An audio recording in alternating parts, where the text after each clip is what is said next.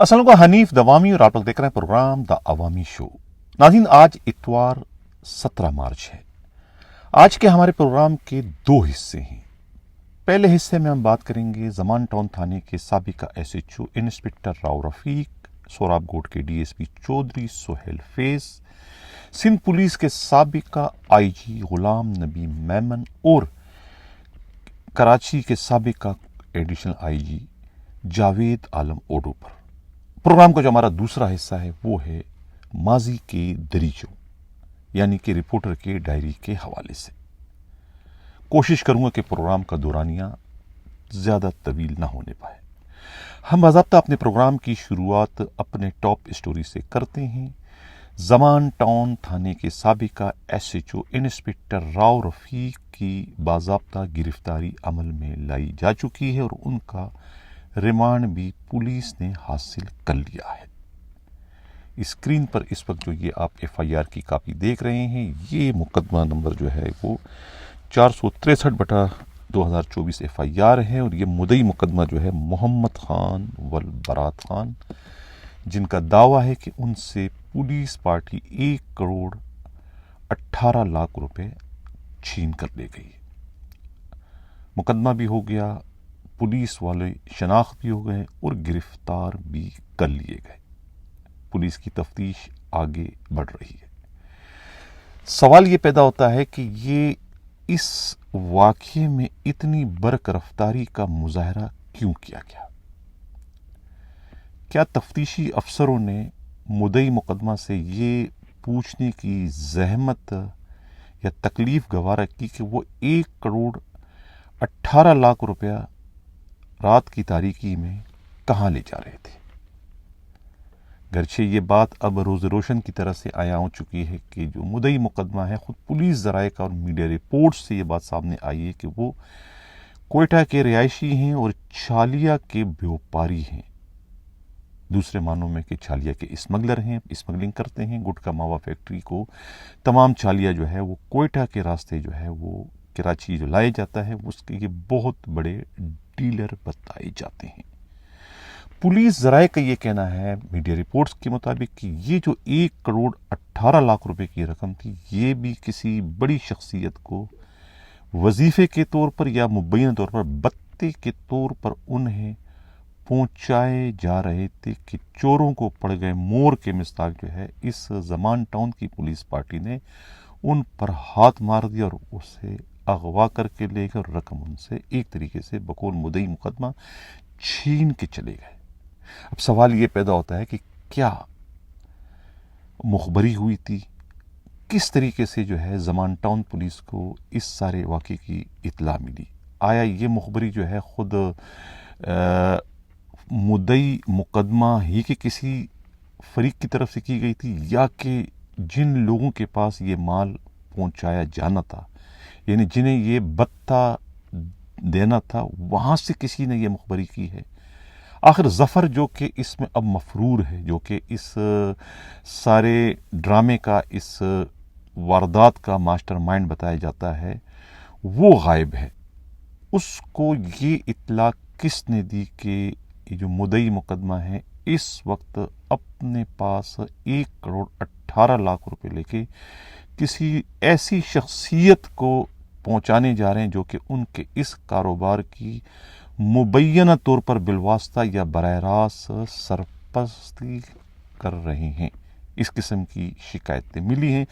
اب پولیس جو ہے وہ اس سارے معاملے میں جو ہے وہ انکوائری کر رہے ہیں۔ ایسٹ کے جو انویسٹیگیشن کے ایس ایس پی ہے امیر سعود مقصد کی سربراہی میں ٹیم جو ہے وہ اس سارے کے سارے معاملے کی جانچ پڑتال کر رہے ہیں، اور اس سلسلے میں خود مقدمے کے جو مدعی ہیں اپنے محمد خان والبرات خان، ان سے یہی سوال پوچھا جا رہا ہے کہ وہ اتنی بڑی رقم جو ہے کہاں لے جا رہے تھے، جس کا جواب ان کے پاس کچھ بھی نہیں کہ پلاسٹک کی تھیلیوں میں یہ جو رقم انہوں نے ڈالی تھی، یہ کس کو سپلائی کرنے یا کس کو دینے جا رہے تھے۔ اب ایس ایچ او تو گرفتار ہو گئے، ایس ایچ او کا تو جرم اپنی جگہ پر ہے کہ انہوں نے یہ جرم کیا، لیکن اس میں جو اصل کہانی ہے کہ یہ بتے کی رقم جو ہے وہ کسی کو دینے جا رہے تھے، اور کہتے ہیں نا چوروں کو پڑ گئے مور کے مصداق جو ہے وہ پولیس پارٹی نے ان پر ہاتھ مار دیا اور وہ رقم چھین کر چلے گئے۔ ظفر جو کہ مخبر ہے زمان ٹاؤن پولیس کا، وہ بدستور جو ہے وہ روپوش ہیں۔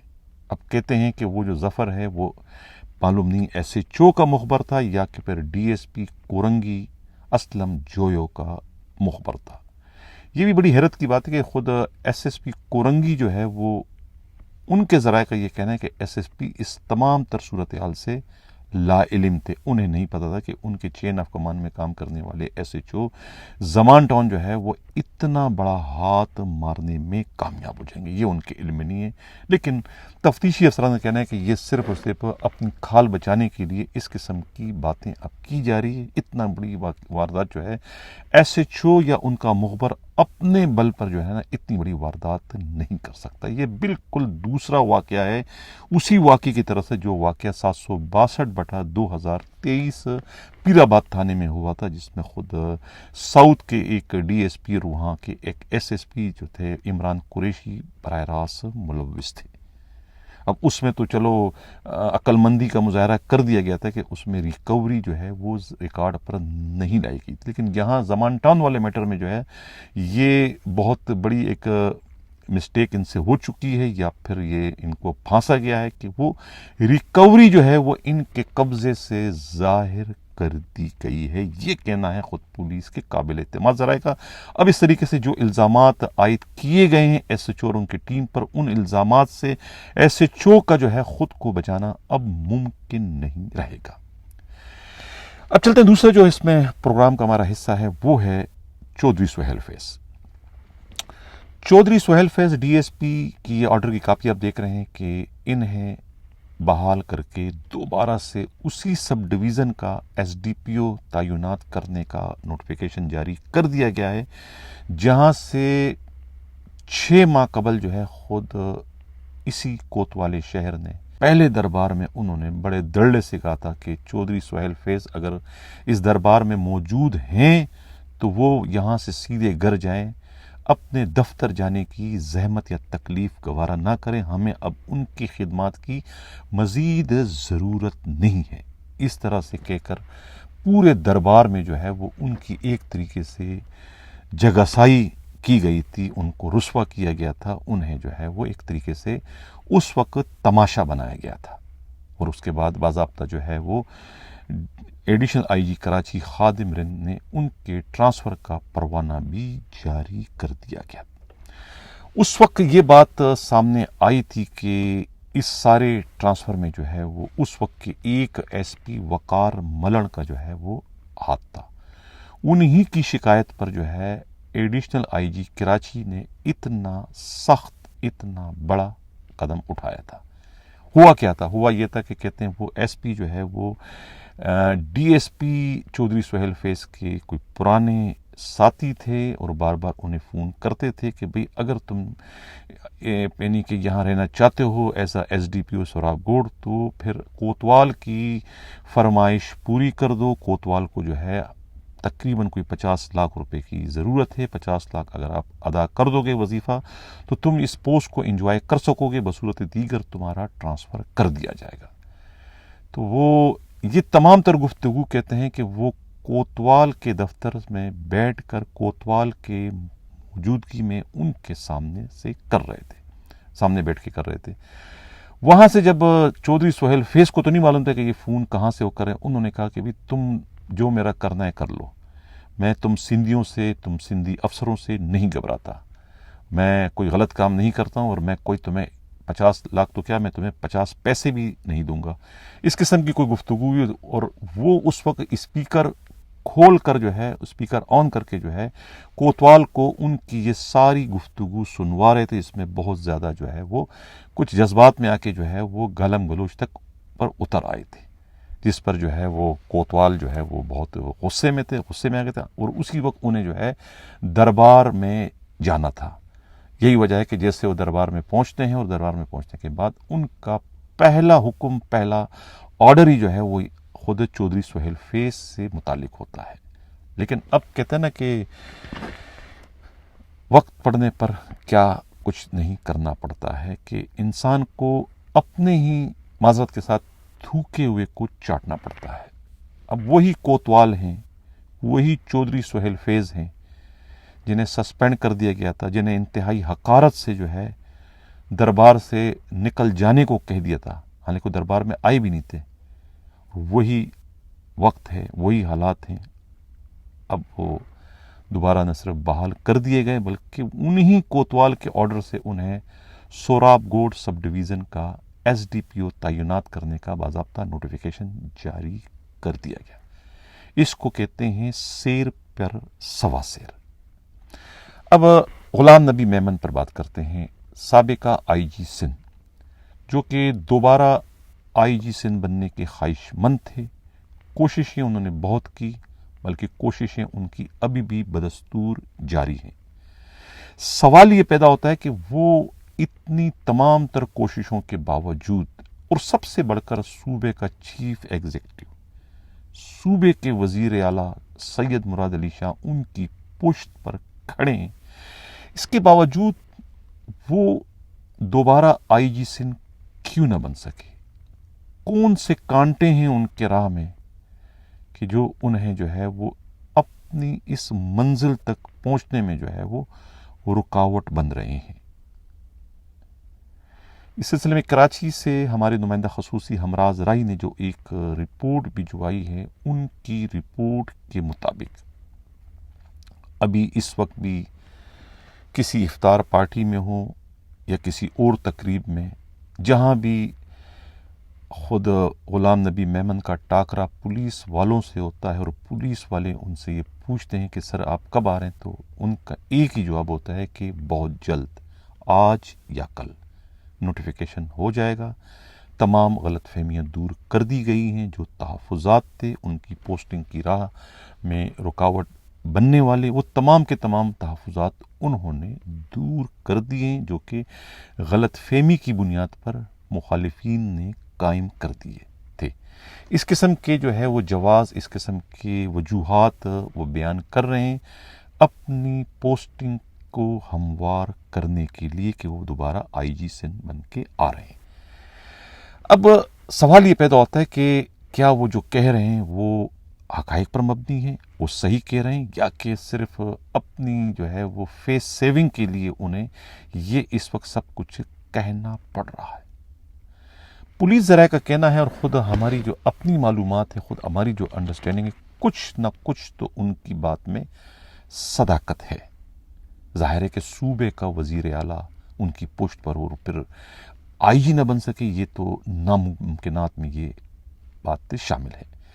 لیکن خود وزیر اعلیٰ سندھ کا ضرورت سے زیادہ غلام نبی میمن کی پوسٹنگ میں دلچسپی لینا جو ہے، یہ بھی ایک طریقے سے جو ہے ان کی پوسٹنگ کی راہ میں جو ہے بہت بڑی رکاوٹ اس وقت بتائی جاتی ہے کہ آخر وزیر اعلیٰ جو ہے وہ اتنی زیادہ دلچسپی کیوں لے رہے ہیں. ان کی اس ضرورت سے زیادہ دلچسپی کو ہی پیپلز پارٹی کا جو دوسرا گروپ ہے انہوں نے اس کو ہائی لائٹ کیا ہے کہ آخر کیا وجہ ہے، کون سی گیدڑ سنگھی ہے غلام نبی میمن میں، اور ان میں کون سے ایسے سرخاب کے پر لگے ہیں جس کی وجہ سے جو ہے وزیر اعلیٰ جو ہے وہ ان پر فدا ہو چکے ہیں، اور وزیر اعلیٰ کو ان کے سوا کوئی اور نظر ہی نہیں آتا سندھ پولیس کے آئی جی کے منصب کے لیے. حالانکہ بہت سارے اور بھی جو ہے آئی جیز جو ہے وہ ویلے بیٹھے ہیں. خود مشتاق مہر ہے، خود اے ڈی خواجہ ہیں، خود جو ہے ثناء اللہ عباسی ہیں، خود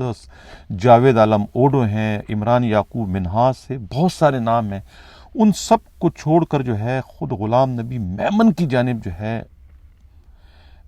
مراد علی شاہ کی نظریں کیوں ان پر پڑ جاتی ہیں، کیوں نظر کرم انہی پر ہے؟ یہ وہ سوال ہیں جس نے خود پیپلز پارٹی کے ہائی کمان کو جو ہے وہ اس وقت پریشانی میں مبتلا کر دیا. یہی وجہ ہے کہ وہ فوری طور پر جو ہے وہ اپنے ہی وزیر اعلیٰ کی اس خواہش کو پوری کرتے ہوئے دکھائی نہیں دے رہے. یہی وجہ ہے کہ اب تک ان کا نوٹیفیکیشن جاری نہیں کیا جا سکا.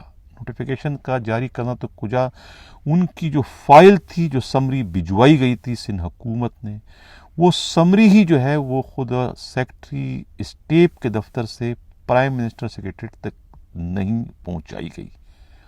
کیوں کہ روک دیا.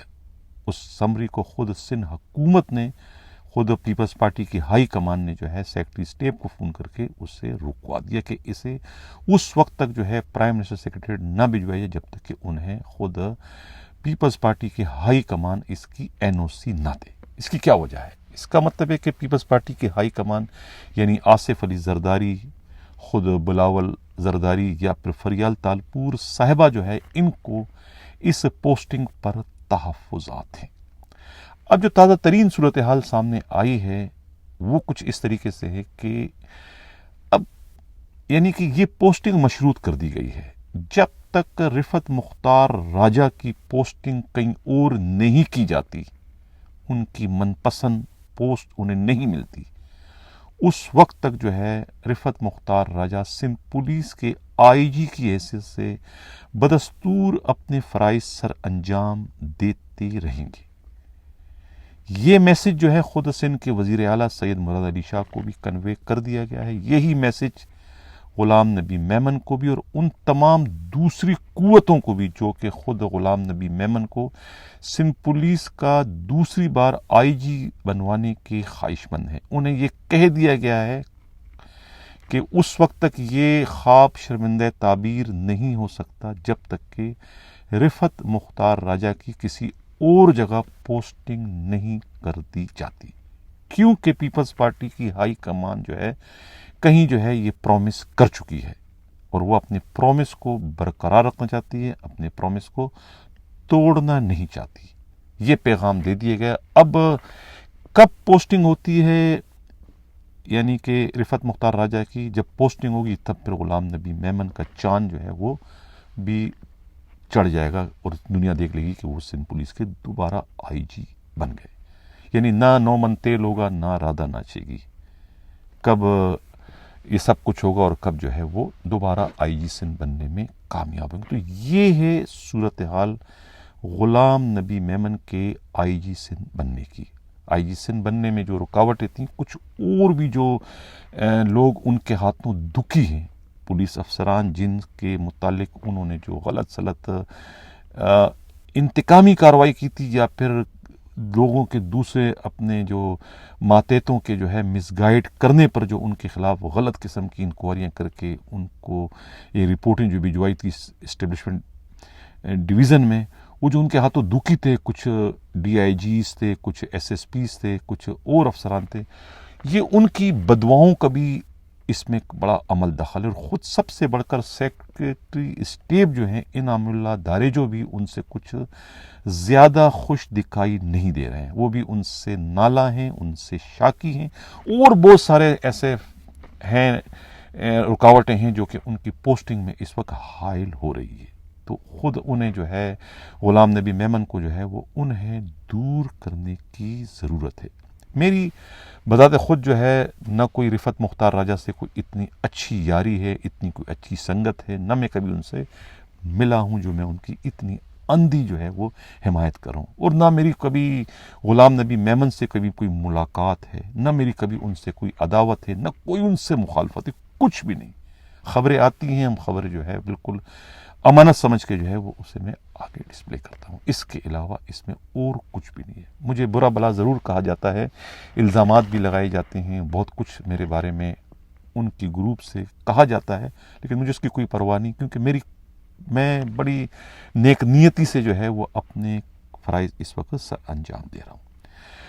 تو دیکھتے ہیں کہ اب کب رفعت مختار راجہ کی پوسٹنگ کہیں ہوتی ہے، کب وہ یہاں سے ٹرانسفر ہوتے ہیں، اور کب ان کی جگہ جو ہے وہ غلام نبی میمن سندھ پولیس کے دوسری بار جو ہے وہ IG بننے میں کامیاب ہوتے ہیں. فی الحال تو خود رفعت مختار راجہ جو ہے وہ اپنی اس پوسٹنگ کو انجوائے کر رہے ہیں. آپ دیکھ رہے ہیں کس طریقے سے جو ہے وہ اس وقت گئے ہوئے ہیں، خود سیوڑ شریف میں گئے ہوئے ہیں، لال شہباز قلندر کے مزار پر. دیکھو وہاں پر وہ حاضری دے رہے ہیں. کتنے خوش و خرم اس وقت دکھائی دے رہے ہیں۔ ناظرین، آئی جی رفعت مختار راجہ اس وقت جو آپ دیکھ رہے ہیں اسکرین پر، یہ سیون شریف ہے، لال شہباز قلندر کے درگاہ پر گئے ہوئے ہیں، وہاں انہوں نے چادر چڑھائی ہے، وہاں یہ دعا مانگ رہے ہیں۔ یہ ہیں رفعت مختار راجہ۔ اب چلتے ہیں ہمارا جو پروگرام کا جو اگلی خبر ہے وہ ہے سابقہ کوتوالی شہر جاوید عالم اوڈو۔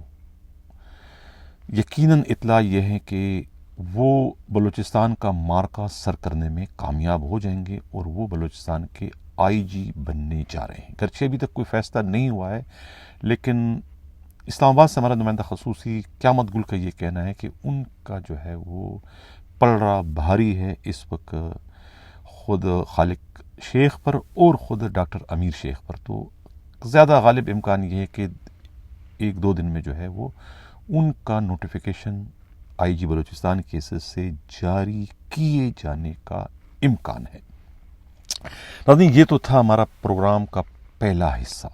گرچہ آج اتوار ہے اور اتوار کے دن جو ہمارا مشہور سلسلہ ہے ماضی کے دریچوں کے حوالے سے، یعنی رپورٹر کی ڈائری، پچھلا جو اتوار تھا اس میں بھی میں پروگرام نہ کر سکا، اور بڑے میرے جو ہے چاہنے والے جو ہیں پروگرام دیکھنے والے ویورز جو ہیں، بہت ان کے ٹیلی فون اور بہت ان کے میسیجز آئے کہ بھئی یہ ہم آپ کا جو سلسلہ ہے انتہائی شوق سے دیکھتے ہیں، ہمیں بڑا انتظار ہوتا ہے، ہم اپنے ماضی میں جھانکنا چاہتے ہیں کہ ماضی میں کراچی میں کیا ہوا، روشنیوں کا شہر کس طریقے سے جو ہے وہ کنڈرات میں بدل چکا تھا، ہم وہ حالات، اس کی وجوہات اور اس کی ابتدا کو جو ہے وہ جاننا چاہتے ہیں۔ تو آج ہم جو ہے وہ کراچی میں جو ہنگامے شروع ہوئے تھے، یعنی کہ شروع سے وجوہات کیا تھی، کیسے ہوئے تھے، اس پر آج ہم روشنی ڈالیں گے۔ رپورٹر کی ڈائری کا یہ صفحہ جو ہے میں اس وقت پڑھنے کی کوشش کر رہا ہوں۔ یہ اخبار جو ہے، جو سلسلہ ہے، یہ ہے جولائی ہے، 1 جولائی 2000 کا اخبار ہے۔ یہ آغا سعادت علی شاہ کا ابتدائی دور انتہائی خونی دور تھا، پورے کا پورا شہر خون میں ڈوب چکا تھا۔ میں وہ روز کسی بھی طرح سے نہیں بھول سکتا جس روز میں نے اپنی آنکھوں کے سامنے 60 انسانی لاشیں نہ صرف دیکھی تھی بلکہ ان کے روتے ہوئے ورثاء کو تسلیاں دے کر ان سے معلومات بھی حاصل کی تھی۔ لاشوں کے اس منظر نے تو تقسیم ہند اور سقوط ڈھاکہ کے موقع پر پیش آنے والے خون خرابے کے واقعات کو بھی پیچھے چھوڑ دیا تھا۔ اس افسوسناک واقعے کی شروعات اس طرح سے ہوتی ہے کہ اورنگی کے علاقے علی گڑھ کالونی کے مین بازار میں رہنے والے اکبر خان نامی شخص کی بلڈنگ کو ہزاروں مشتعل نوجوانوں نے گھیرے میں لے رکھا تھا۔ ان نوجوانوں کے پاس ہر طرح کا آتشی اسلحہ تھا اور وہ کسی نہ کسی طرح سے اکبر خان کی عمارت میں داخل ہونا چاہتے تھے، جہاں اکبر خان اپنی 5 جوان لڑکیوں اور بیوی کے ساتھ رہتا تھا۔ اکبر خان نے عمارت کی کھڑکی سے یہ منظر دیکھ لیا تھا اور وہ بیوی اور بچیوں کے ہمراہ اس عمارت سے کسی محفوظ مقام پر منتقل ہونا چاہتا تھا۔ اس سلسلے میں انہوں نے اپنی جان و مال کی حفاظت کے لیے پولیس اور انتظامیہ کے ہر بڑے اور چھوٹے دفاتر میں گھبراہٹ کے اس عالم میں ٹیلی فون کیے، لیکن اس کے اور اس کے بیوی بچوں کی حفاظت کے لیے قانون کے رکھوالے حرکت میں نہ آ سکے۔ اس نے اپنی رائفل نکال کر لوگوں کو منتشر کرنے کے لیے کھڑکی سے آسمان کی طرف 2-3 ہوائی فائر بھی کیے، لیکن اس سے بھی کوئی فائدہ نہ ہوا۔ اس نے جب دیکھا کہ بلوائیوں نے اس کی بلڈنگ میں داخل ہونے کے لیے سیڑھیاں تک منگوا لی ہیں، تو اس کے بعد اس نے اس مشتعل ہجوم کے سامنے قرآن اٹھا کر اس تک کا واسطہ دیا کہ تم سب لوگ مسلمان ہو، اس قرآن کے واسطے تم مجھے میری بچیوں کو اس گھر سے جانے دو، اس کے بعد تم لوگ جو چاہو اس مکان میں کر لو، اسے لوٹنا ہے تو لوٹ لینا اور آگ لگانی ہے تو آگ بھی لگا لینا، لیکن خدا کے واسطے مجھے بچیوں سمیت اس جگہ سے جانے کی اجازت دے دو۔ لیکن بغیر کسی قیادت کے چلنے والے حملہ آوروں کو کہ اس جمع غفیر پر اکبر خان کی کسی بھی بات کا اثر نہیں ہو رہا تھا، اور جب اکبر خان کو یہ یقین ہو گیا کہ اب وہ وقت آ ہی گیا ہے کہ یہ حملہ آور اس کے مکان میں داخل ہو کر اس کے سامنے اس کی عزت کا جنازہ نکالیں گے، تو اس نے بیوی کو بلا کر سمجھایا، اور اس کے بعد بیوی اور 5 بچیوں کو ایک قطار میں کھڑا کر دیا اور اس سب سے معذرت کرتے ہوئے کہا، میرے لخت جگروں، تم لوگوں کا آخری وقت آ گیا ہے، میرے پاس اس کے سوا اور کوئی بھی چارہ کار نہیں ہے۔ یہ کہتے کہتے ان کی آنکھوں سے آنسو جو ہے وہ نکل پڑے، آواز جو ہے وہ ڈوب گئی، اور یہ کہتے کہتے اس کی آنکھیں بند کر کے اپنی بیوی اور بچوں پر فائرنگ کر کے ایک ہی ساتھ میں ان تمام کی عزتوں کی نیلامی ہونے سے پہلے ہی انہیں ان مالک حقیقی تک پہنچا دیا، اور اس کے بعد ایک جنگ کے فاتحین کی طرح سے اکبر خان نے اپنی رائفل کا رخ اس مکان کے اندر گھسنے کی کوشش کرنے والے بلوائیوں کی طرف کر کے اندھا دھن فائرنگ کی۔ اس سے نہ جانے کتنے افراد مارے گئے، اس کا علم نہیں ہو سکا، لیکن اس کے فوری بعد علاقے میں فوج آ گئی اور کرفیو کا اعلان کر دیا گیا۔ بعد ازاں اسے قانون نافذ کرنے والے اداروں نے اپنی تحویل میں لے لیا۔ اس کے بعد وہ کہاں گیا اس کے بارے میں کسی کو کوئی کچھ بھی نہیں معلوم۔ یہ افسوسناک واقعہ کسی فلم یا الف لیلا نامی تصوراتی کہانی کا حصہ نہیں ہے، بلکہ ایک حقیقی اور جیتا جاگتا واقعہ ہے، جس کے بارے میں خود اورنگی ٹاؤن علی گڑھ کے لوگ اچھی طرح سے واقف ہیں۔ ان دونوں اورنگی ٹاؤن تھانے میں عابد نقوی SHO تھے اور DSP کے عہدے پر ترقی پانے کے بعد ریٹائر ہو چکے ہیں۔ اس روز اورنگی کے علاقے میں اس قدر خوفناک تصادم ہوئے تھے کہ ایک ہی روز میں 60 افراد مارے گئے۔ ان کی لاشیں عباسی شہید اسپتال میں پڑی تھی اور ان کے ورثاء ان لاشوں کے قریب کھڑے رو رہے تھے۔ میں وہاں رپورٹنگ کرنے کے لیے پہنچا۔ اتنی ڈھیر ساری لاشوں کے بارے میں ان کے ورثاء سے معلومات کرنا تھی، جن میں سے 15 لاشیں پشتو بولنے والوں کی تھی، جبکہ باقی 45 لاشیں مقامی لوگوں کی تھی۔ سب سے پہلے تو میں نے مقامی لوگوں کی لاشوں کے پاس پہنچا، اور جو کوئی بھی ان لاشوں کے قریب روتا تھا، پہلے میں رونے والے شخص کا نام اور اس کا کام پوچھتا، اس کے بعد مرنے والے اور اس کے رشتے کے بارے میں اور اس کے کام کاج کے بارے میں پوچھتا۔ غرض اس طرح سے کوئی 1.5-2 گھنٹے تک میں اپنی رپورٹنگ مکمل کر کے ان پشتو بولنے والے افراد کے لاشوں کے پاس پہنچا تو ان کی لاشوں کے قریب رونے والی خواتین اور مردوں سے پہلے تو میں نے اردو میں معلومات حاصل کرنے کی کوشش کی، لیکن مجھے جب اس میں کامیابی نہیں ہوئی تو پشتو زبان میں ڈرتے ڈرتے ان عورتوں اور افراد سے معلومات کی جو مرنے والوں کے بارے میں معلومات دینے کے ساتھ ساتھ ان پر حملہ کرنے والوں کو بدوائیں بھی دے رہی تھی۔ اس طرح سے ان 45 لاشوں کے ساتھ رونے والے ان کے ورثاء بھی حملہ آوروں کو برا بلا کہتے رہے۔ چونکہ مجھے رپورٹنگ کرنا تھی، اس وجہ سے میں نے اپنے جذبات ان کے ساتھ وابستہ کر دیے تھے، لیکن بنیادی طور پر میں بھی پٹھان تھا اور عباسی شہید اسپتال خطرناک علاقے میں واقع تھا، اس لیے مجھے خوف آ رہا تھا اور میں نے اس وقت وہاں سے جانے کو ہی ترجیح دی کہ ایسا نہ ہو کہ کہیں یہ 15 پٹھانوں کی لاشوں کے ساتھ ایک لاش کا اور اضافہ نہ ہو جائے، مجھے بھی پٹھان رپورٹر سمجھ کر مجھے بھی جو ہے وہ انہی میں شامل نہ کر دیا جائے۔ یہ رپورٹر کی ڈائری میں نہیں، یہ اضافی میں اس وقت اپنے جذبات بیان کر رہا ہوں۔ اسی دوران مشرق اخبار کا ایک غافل کرائم رپورٹر آفاق فاروقی آنکھیں ملتا ہوا کہیں سے سویا ہوا اس واقعے کی اطلاع ملتے ہی عباسی شہید اسپتال پہنچا اور مجھے رپورٹنگ کرتے دیکھ کر اس کے منہ میں پانی آیا اور مجھے ہاتھ سے پکڑتے ہوئے مردہ خانے کی طرف لے گیا اور مجھے دھمکی دیتے ہوئے کہا کہ جتنی رپورٹنگ کی ہے مجھے ابھی خاموشی سے بتا دو، ورنہ ابھی شور مچا دوں گا کہ یہ رپورٹر ابھی پٹھان ہے اور اس کے بعد تمہارا بھی کام تمام ہو جائے گا۔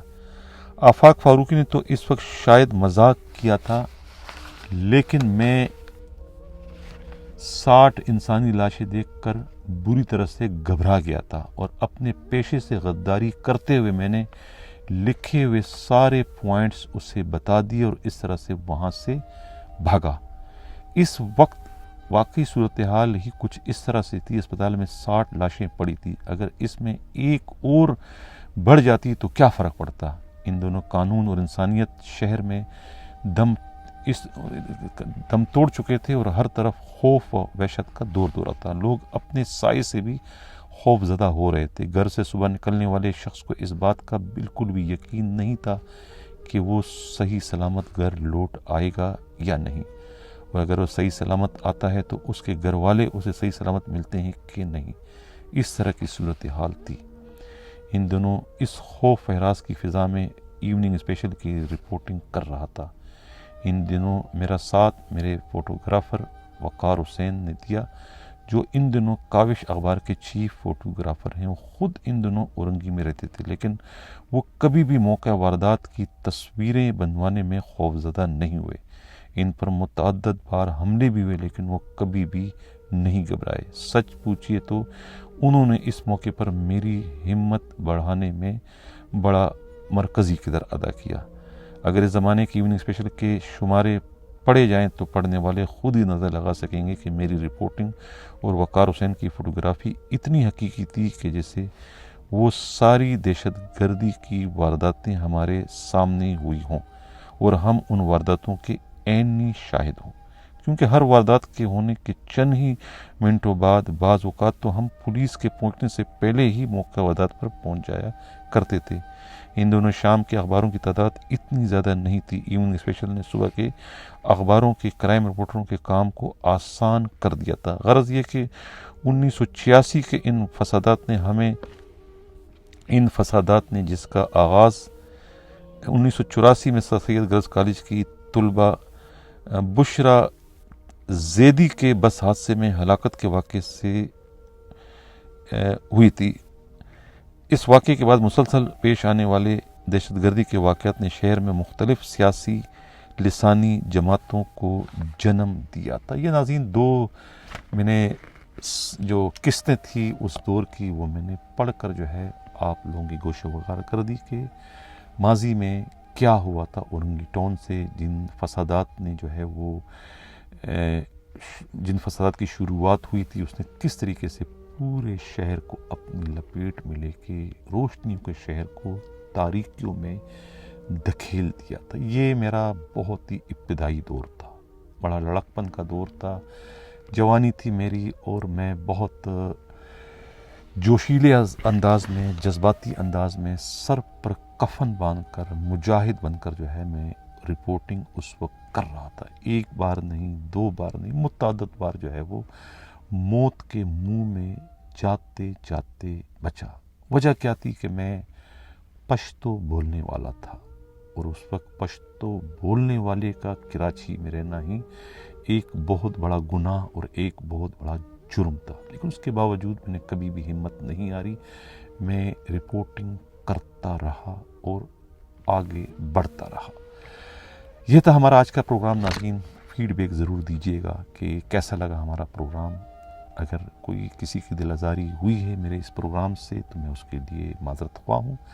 رابطے کا نمبر آپ لوگ اسکرین پر اس وقت دیکھ رہے ہیں، یہ ہمارے رابطے کا نمبر ہے۔ آپ رابطہ کر سکتے ہیں، اپنے جذبات، اپنے احساسات، اپنے خیالات مجھ سے شیئر کر سکتے ہیں۔ اگر اس قابل ہوئے تو ضرور میں اسے اپنے پروگرام کی زینت بناؤں گا۔ اسی کے ساتھ ناظرین کہتا ہوں اللہ حافظ.